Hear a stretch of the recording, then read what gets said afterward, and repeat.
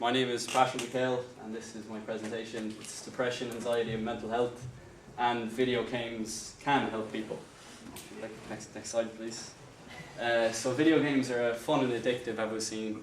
It's a safe game space where a player is in control, and a flow-induced alternate reality. So you know you're not really in the game or in real life, so you can manipulate mentally where the brain and mind is at one point. So there's proved studies I've looked up with Sparks. It was aimed at youths in New Zealand, helping them cope and deal with depression. And Super Better is Jane McGonigal. She does a TED Talk, if any of you are interested, on how Super Better helped her to recover from a brain injury and how it can be used to help everyone as a whole. So who here has completed a game in, say, a few weeks or months? Everyone has their hands up, just for the video. Has anyone learned from the game? Has anyone learned from a game? I'd say everyone here has learned from a game as well. And I left the emotion blank because you can tailor emotions to specific environments. So you can. All right. So next slide, please. This is going to be kind of depressing because it's about depression.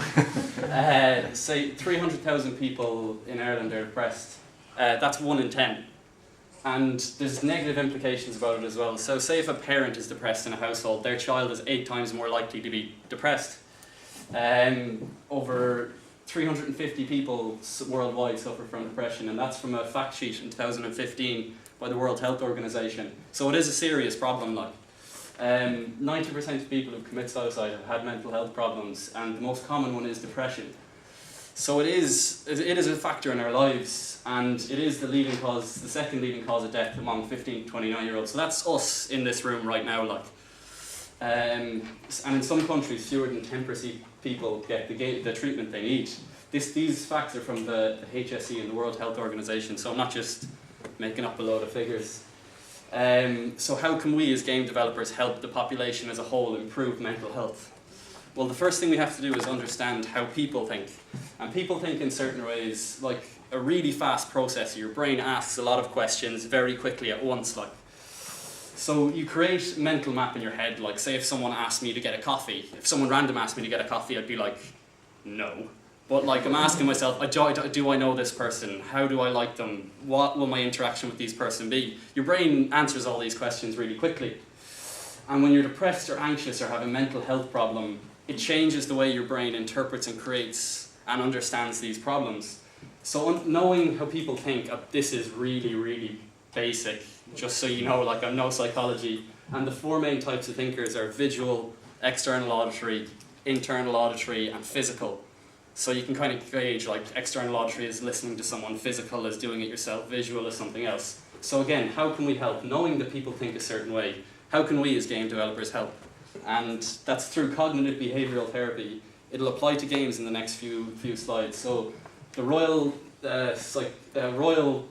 College of Psychiatrists in the UK use this example, and cognitive behavioural therapy helps you realise that some of your problems are created by you. So someone who's depressed or anxious or has a mental health, this is the situation. You have a bad day, you feel fed up, so you go out for a walk. As you walk down the road, you see someone you know, and they apparently ignore you.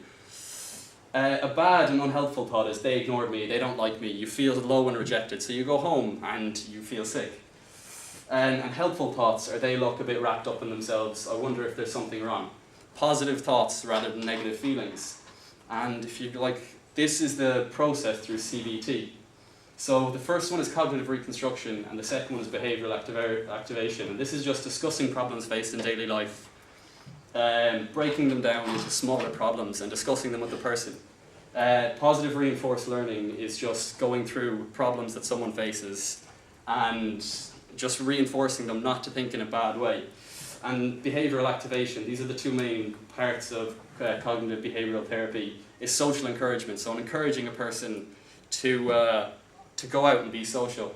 So the similarities, you see, this is the process between that takes cognitive behavioural therapy. So it's goal orientated. So a game is goal orientated. You work towards specific examples. It's educational. As I said earlier, everyone in this room has learned from a game, so you can learn from games. And using cognitive behavioural therapy as an educational tool through games, the way Super Better and Sparks did, is a great way of helping mental health. Another similarity is you need to take an active role in the therapy. So in gaming, you take an active role, you are that person in the game and you do it like. It's over 5 to 15 sessions, so everyone's completed the game in a few months, weeks. So it's the same ideals. And the thing about cognitive behavioural therapy, it can be used after symptoms reside. So then I was like, whoa, that's really, really, really cool. So how can we help everyone? So if you go to games and see, certain situations a developer can create can actively teach a person to think more positively. Games can and have been used as a medium to do this, and cognitive behavioural therapy to elicit a response from a person, so to improve someone's mental health through cognitive behavioural therapy. And there's loads of benefits. Jane McGonigal, again, that's that TED Talk, is Super Better, and she deals with physical, mental, emotional and social resilience through a game. And Super Better is a point and click. Like you get awards for doing things like getting up out of your chair, going to meet someone, and it's online if anyone wants to take. So we can use game to recover and unlock a whole host of benefits. So then I was thinking more, like what more can we do to help people through games as a medium? And if you wouldn't mind, next slide. Oh, yes. What doesn't kill us makes us stronger. So post-traumatic growth. You've heard so much about post-traumatic stress and how that affects people's life. But post-traumatic growth is a positive psychological change after experiencing trauma. So if you have a game that you can elicit a response for someone and they can actually get stronger than they were before, why wouldn't we develop this? Why wouldn't, over the whole board, we allow people to after having a traumatic experience, get bigger and stronger and better? So a person can be more active about achieving their goals after post-traumatic growth. There's a lot of new research in this area that says there's a direct link to resilience. Resilience is physical resilience, emotional resilience, mental resilience, and social, physical, emotional, mental, and social. So if through recovery you elicit these responses and you're mindful, mindfulness is how in tune you are with your emotions. So like if you're feeling sad, you're going to act sad, and how in tune you are at listening to this. So I thought, like, if you can use this to elicit post-traumatic growth from people, using a game and CBT to help people experience positive change in their life, I was like, can we go one step further? So prevention science. This is kind of a new area as well, like, so you have to catch it before it kills you. So hopefully you'll be able to use games and cognitive behavioural therapy to prevent people from ever feeling depressed and anxious, or know when someone is feeling depressed or anxious through playing a game.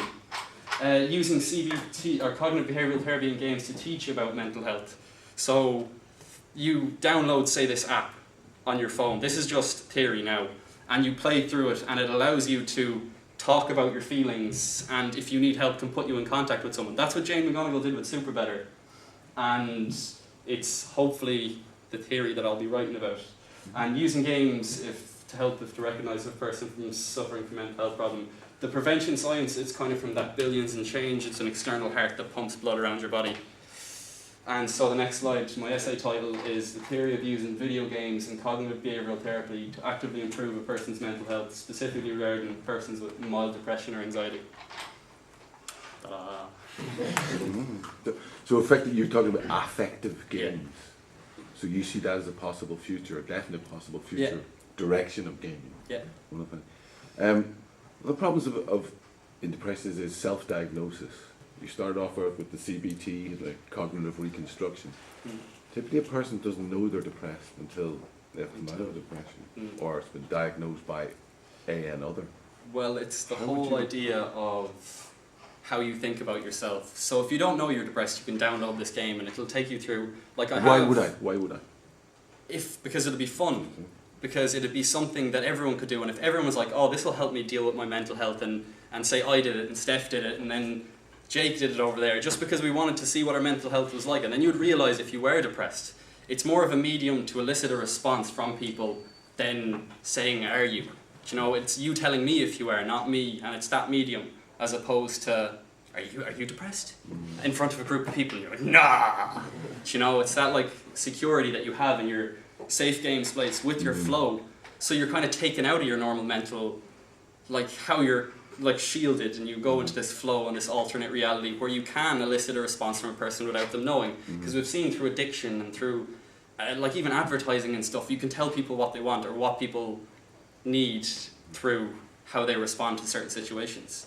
And it goes into like, the resilience is a lot to do with it, like, so physical, mental resilience. So you have to like get up and walk like 100 feet. If someone's like, why wouldn't I get up and walk 100 feet? You know, like, not that it's a terrible thing, but it's like, it slowly rolls on. And if they wouldn't do another challenge, because if they wouldn't, like, social resilience would be like, send Steph a text message telling her she's brilliant, like, you know?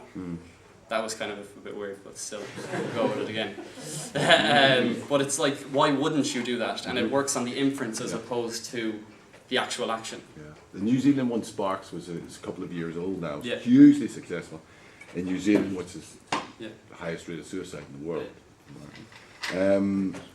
What's the current state of Sparks? I read the report on it, so I'm not sure the current state in it, but they said in the report for the conclusion that it did help, and it actively did teach kids about depression and anxiety, mental health.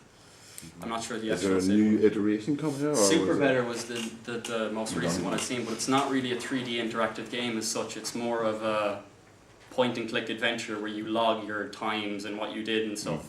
So I was thinking, like, the 4 areas of, like, if you made a 3D game that you got physical resilience from, and mental resilience, and social resilience, or you even just knew what these were, it'd help you in understanding mental health, depression, and anxiety. So even just talking about it as a game and a theory will help. Like, Other questions? Um, Come on. you're talking about depression and anxiety.